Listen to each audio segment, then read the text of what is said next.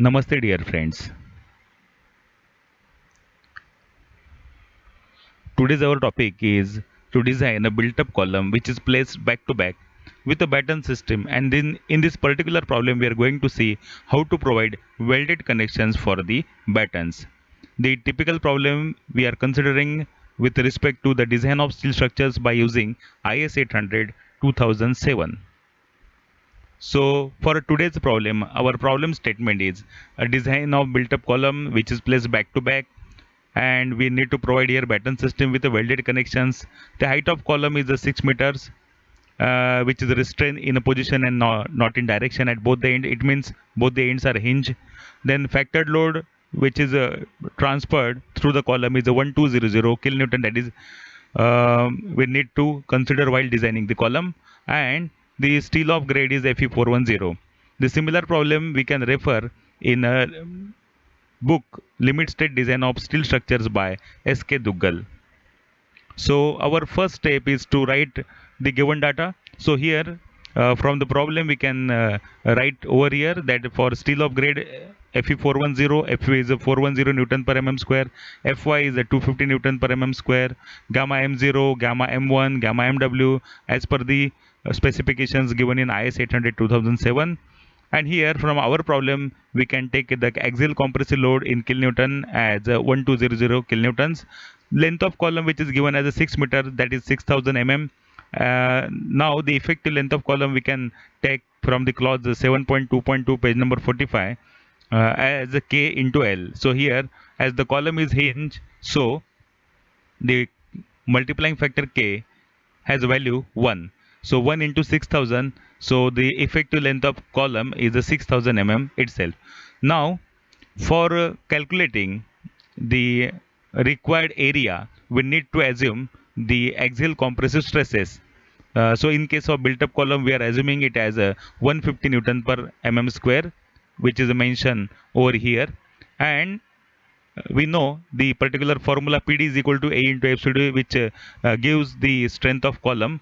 So here we can calculate area from that uh, relation. PD is equal to A into FCD. So the value of P as a 1200 kilonewton into 10 to the power 3 divided by the axial compressive stresses 150, that which you have considered. So the required area is 8000 mm. So for a single angle, we need to check it as a, for a single angle AG is equal to 8000 divided by 2.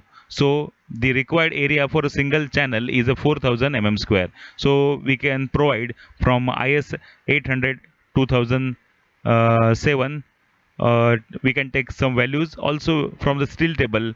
We will be able to take maximum properties of this section. So we'll provide ISMC 300 at 351.2 Newton per meter, which is having area, gross area as a 4564 mm square, with a depth of 300 mm, width of flange as 90 mm, CYY 23.6, RXX, that is the maximum radius of gyration 118.1 mm, and minimum radius of gyration RYY is equal to 26.1 mm. So here this particular part, in this particular part, this RXX is a maximum for individual column, but when we are considering it for the built up section combined, then the R minimum becomes RXX.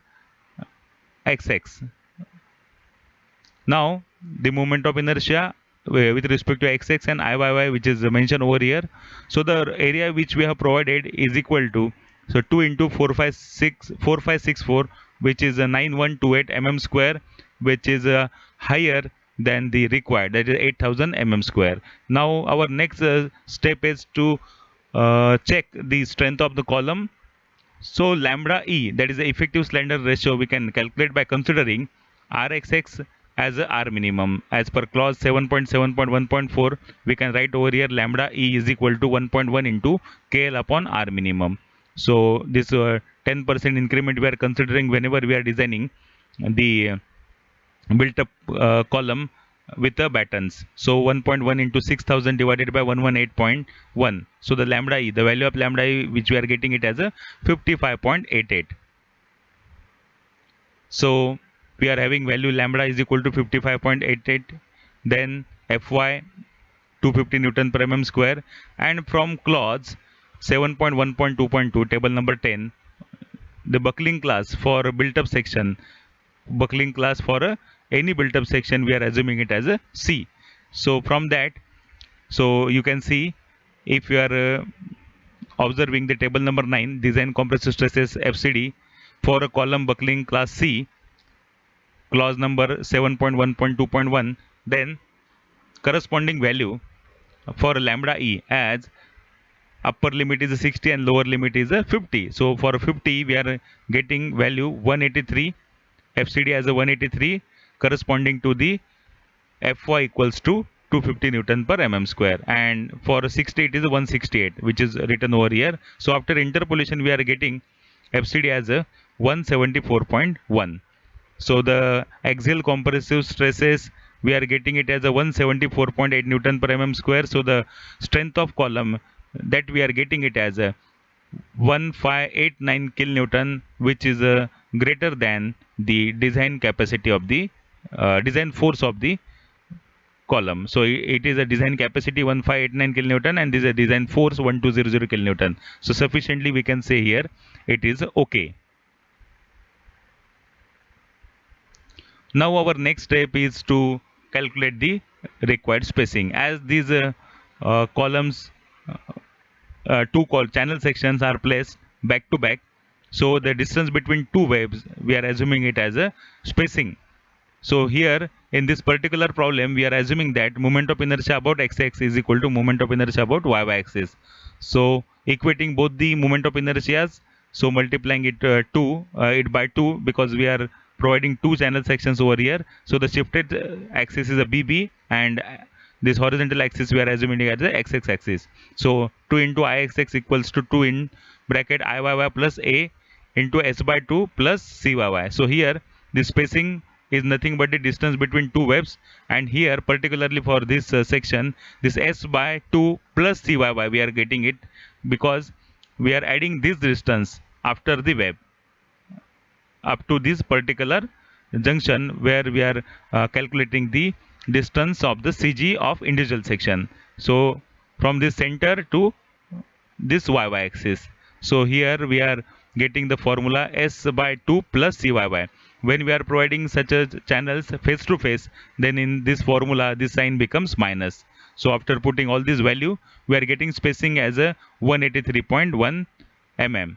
So nearly we are assuming it as a 200 mm. So particularly for this section, I can suggest that while calculating this spacing, you need to go step by step in calculator, because this particular equation is a quadratic equation. So simplify it first and then try to solve it.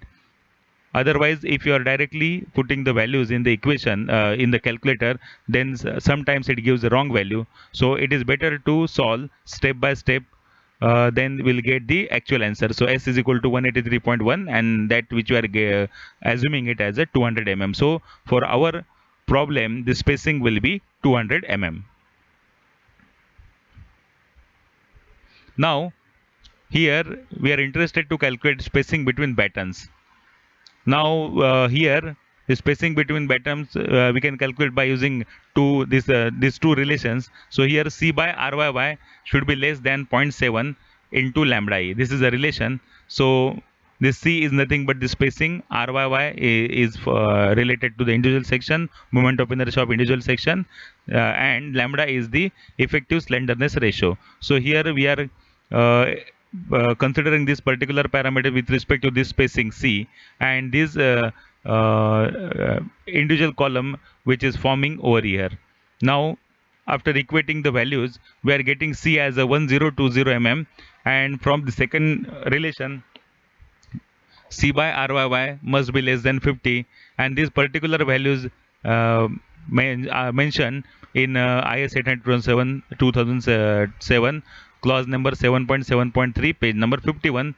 So here again, spacing from first relation is a 1020 mm, and spacing from second relation as a 1305 mm. So spacing must be lesser of these two. So we are assuming it as a spacing between battens as a 1000 mm. So particularly for our problem, the spacing between these battens will be the 1000 mm. That spacing we can calculate from center to center distance between batten or edge to edge distance of the batten.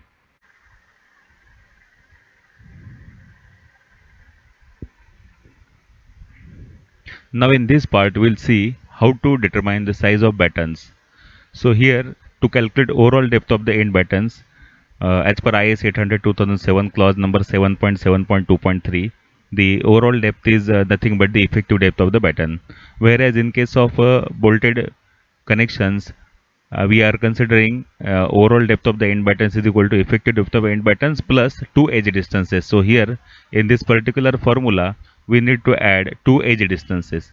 Particularly for our problem, as we are providing two channel sections which are placed back to back, then the formula is here S plus 2 CYY.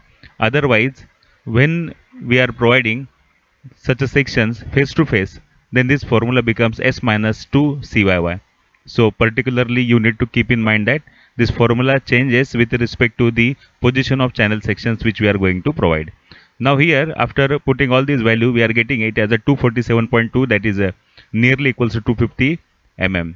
Now calculation of thickness of end battens. Here the thickness of end batten we can calculate by using formula, that is it again depends upon the depth of batten, and here 1 by 15th of depth of end batten. So here we are getting it as a 5 mm. So for our calculation we are assuming it as a 8 mm. Now the length of end batten, it depends upon the overlapping, the amount of overlapping, as we are knowing that in this particular problem we are going to provide welded connection, so we need to assume overlapping, and that overlapping should be less than the width of flange. Here width of flange is 90 mm for our section, so we are assuming 70 mm as a overlapping. So the total length will become as spacing plus 2 into 70. So here when we are providing such a part or such a end batten in case of channel section which are placed face to face, then this formula directly becomes the length of end batten is equal to spacing. Length of end batten will be equals to spacing. Particularly here we are getting the length of end batten as a 340 mm. As we can observe here in two columns I have tried to solve here. So particularly here the depth of intermediate batten again depends upon the depth of end batten. So here intermediate battens we can calculate by using formula 3/4 of depth of end batten. So 3/4 of 250 it is 187.5. So here we are assuming it as a 200 mm for our calculation. On same manner we can calculate thickness of end batten, that is the 4 mm which we are getting, and we are assuming it as a 8 mm. And here length of end batten, again same formula that we use for the end battens, here we can use for the intermediate batten same. So finally we are getting size for end batten as a 340 by 250 by 8, and for intermediate batten it as a 340 by 200 by 8.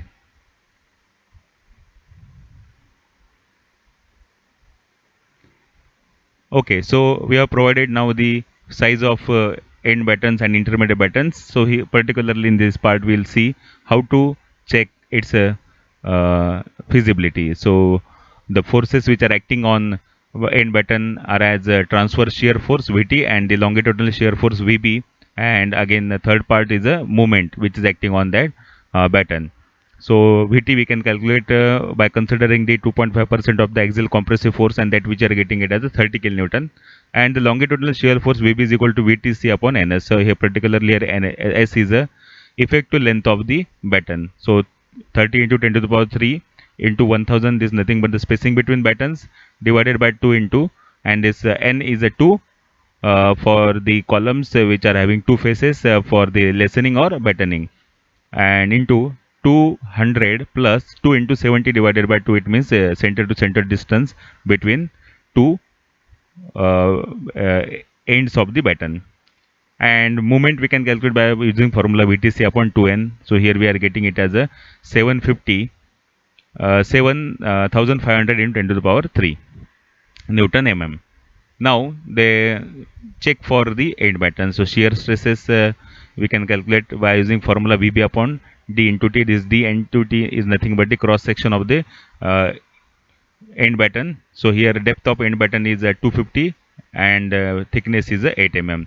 So particularly this value must be less than Fy divided by gamma m0 into root 3. So this value is a 131. So our value should be less than this 131.2. So we are getting value as a 27.77, which is less than 131.2. And again for bending stress is same, the 6m divided by d square into t. Here the dimensions are 250 and 8 are the depth and thickness simultaneously here, and value we are getting it as a 90 Newton per mm square, and that should be less than 227 Newton per mm square, which we are getting it as a Fy by gamma m0. So in both the cases the value which we are having for the stress limit are within the considerable value. Same formulas we can utilize for the intermediate batten, and we can provide the check for it. And in our case, check for end battens and intermediate battens now safe. Okay, now we are moving towards the important part of this video, and here we are going to see how to provide welded connections in between column and battens. So as shown in figure, we are going to provide here all around weld and the thickness of weld as a TT, that is throat thickness. So assuming welding is to be done all around and the throat thickness TT, we can particularly see here the central part. The central part is having means hinge part, like hinge part, and when forces acting on the column individually, then there is a movement, and that movement causes the additional movement in these batten plates. So here particularly this IYY and IXX are the moment of inertia of the weld section which is acting on this part, and this IP is nothing but the polar moment of inertia of the section. So we have provided here for our calculation, we have considered here the intermediate batten with the depth 200 mm, and we know that the length of weld which overlapping which we have provided as a 70 mm. So particularly for our part, as throat thickness is a TT, so from this diagram we can see the length of weld provided will be the 70 plus 200 and 200. That is the two depth and two widths we can consider here, and here total length which you have provided is 540 mm. So our calculation we need the actual area of the throat thickness that we have provided by multiplying the length of weld and throat thickness. So that will be the area which we are getting, and that area is acting at a distance something from this center. So particularly here this distance is a 35 mm, and from here vertical distance is 100 mm, and this is the longest part of the weld which is acting at a distance r, that is 105.94, and that particular distance we can calculate by using Pythagoras theorem. So here under root of 100 square plus 35 square, which is equal to 105.94 mm, and again we can calculate cos theta, that is a theta particular angle over here, that 35 divided by 105.94, and that is a 0.33. So all this process we are following to calculate the reaction which is acting particularly at this part. Now here the total forces, two forces are acting here, and these forces are one is a direct shear and another one is a shear due to moment. So as we are interested to calculate the polar moment of inertia which is acting over here, and that we can calculate by summing the IXX and IYY. So now we'll go to see how to calculate moment of inertia for this particular section. Now firstly we must know that IXX and this IYY axis both are present here, and for this IXX these 200 mm length are the perpendicular length, and IYY this 70 mm length are the parallel lengths.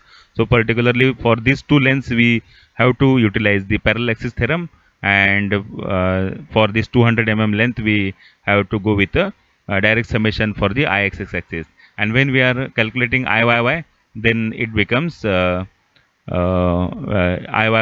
70 mm depth becomes perpendicular to the axis, and this 200 mm length becomes parallel to the axis. So from this information we can calculate the moment of inertia about x-axis and about y for the welded part or the length of weld. So here two length of welds are available here. So 2 into 70 into tt cube divided by 12. This particular part with respect to x-axis we can see these both are acting at the distance 100 mm and 100 mm. So 2 into that part, and the area of this particular section will be 70 into tt. 70 into tt and 70 into tt, and which are acting at a distance 100 mm. So 70 into tt cube divided by 12 plus 70 into tt into 100 square. Again addition here for the these two vertical 200 mm weld ends, and that is a 2 into tt into 200 cube divided by 12. Particularly in this case, the 70 into tt cube divided by 12, this term is a small and we can neglect. But another one parameter through which we are neglecting it. So here we can observe this tt cube is nothing but the term which can convert the equation into cubic form, and that will create a 3 cubes, and there will be the complexity when we are going to solve it. So we are neglecting this particular part for our calculation. So Ixx we are getting it as a 273.3 t into 10 to the power 4 into tt mm to the power 4. Keep in mind here tt is available, and Iyy is, now we can calculate by is equal to Iyy is equal to 2 into tt into 70 cube divided by 12.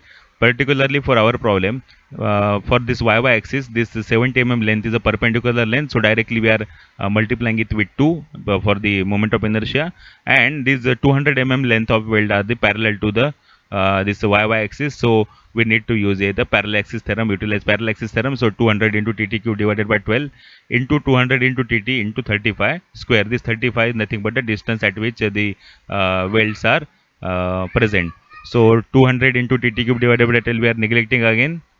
So here we are getting Iyy as a 54.72 into 10 to the power 4 tt mm to the power 4. So Ip, that is the polar moment of inertia, we are getting as a summation of these Ixx and Iyy. So Ip is equal to 328.05 into 10 to the power 4 tt mm to the power 4. Finally, as we are having formula for the direct shear stress and shear stress due to movement, that is Q1 is equal to Vb divided by 2 into the area of the weld, and so the total length of weld multiply with the throat thickness. So here we are getting it as a 102.87 divided by tt Newton per mm square. And here shear due to movement, again we can calculate by using formula Q is equal to movement into the distance at which it is acting divided by Ip, and that Ip is nothing but the moment of inertia, the polar moment of inertia which is acting at the center of the welded part of the batten. So Q2 is equal to 242 divided by 20 tt Newton per mm square. These two values are acting at a distance at an angle cos theta is equal to 0.330. So here reaction R we can calculate by using formula under root of q1 square plus q2 square plus 2 into q1 q2 cos theta. So particularly after keeping all these value in the equations, we can get R is equal to 292.72 tt, and here this R must be less than Fu divided by gamma mw into root 3. This gamma mw we are assuming it as a site weld. So this value we are getting it as a 157.8 Newton per mm square. So when we are equating these two value, we will be able to calculate the throat thickness. So when we are equating 292.72 divided by tt is equal to 157.8, the tt will become 1.85, and we know that the tt is equal to k into s. So size of weld we are getting it as a 2.65 mm. And again this 2.65 mm, that value which we are getting is actually too small, and the throat thickness should not be less than 3 mm as mentioned in IS 2007. So it means that we are this particular value which we are getting is the minimum length, minimum size of weld which we need to provide. So from IS 800 2007 page number table number 21, we can conclude that for the thickness of flange as a 13.6 mm, so the minimum size of weld that we can utilize is in between 10 to 20 range of 10 to 20 mm. So the minimum size that we can provide as a 5 mm, and that is a greater than 2.65 mm, so we can firmly provide 5 mm, or we can go with a 6 mm length. Both will be okay.